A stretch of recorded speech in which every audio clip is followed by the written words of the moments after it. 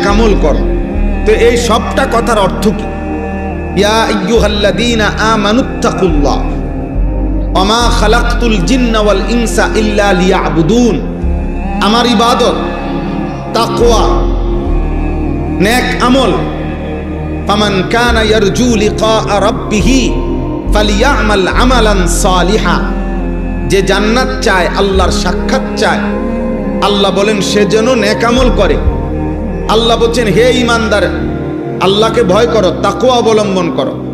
আল্লাহ তাআলা বলছে আমি সৃষ্টি করেছি ইবাদতের জন্য। ইবাদত কি, তাকওয়া কি, নেক আমল কি?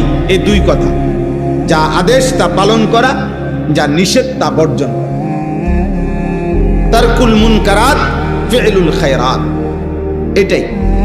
এটাই তাকওয়া, এটাই ইসলাম। এরই নাম মুসলমান, এরই নাম ঈমানদার।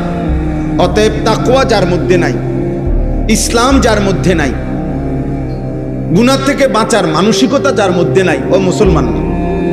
আল্লাহর ইবাদত করার মানসিকতা যার মধ্যে নাই, সে কোনো মুসলমান। এর নাম সর্বস্ব, পরিচয় সর্বস্ব।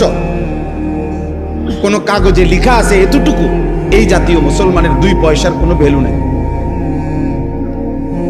বরং মুসলমান মানে তাকেই বলে প্রতিনিয়ত, ঈমানদার তাকেই বলে প্রত্যেক দিন, প্রতিদিন, প্রতি মুহূর্তে, যার মধ্যে এই কথার খেয়াল আছে যে আমার জন্য আদেশ কি, আমার জন্য নিষেধ কি।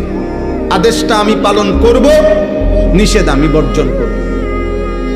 এই মানসিকতা থাকা চাই। কম বেশি হবে, কখনো আদেশ আমার আল্লাহর হুকুম ছুটে যাবে, কখনো আল্লাহর নিষেধ আমার দ্বারা হয়ে যাবে। হ্যাঁ, স্বাভাবিক, গুনাহ হতেই পারে, নেক আমল ছুটতেই পারে, কিন্তু এটা হলো একটা। আরেকটা হলো আমার মানসিকতার মধ্যেই নেক আমল করার কোনো ফিকিরে নাই, হালাল উপার্জনের কোনো চিন্তাইও নাই। এই সুদখোর 30 বছরে সুদখোর, মৃত্যুকেই বাটপার, প্রতিদিনই বাটপার, চোর ডেলি চোর, বেনামাজি একদিনও নামাজ পড়ে না, গালিগালাজ করে, কথায় কথায় অসভ্য। এই অসভ্য প্রত্যেক দিন অসভ্য। বিড়ি সিগারেট খায়, এই বেহুদা মানুষ, ফালতু মানুষ প্রতিদিনই বিড়ি সিগারেট খায়। তো বাজে মানুষ এগুলো, ফালতু লোক, এগুলো বাজে লোক, বাজে মানুষ।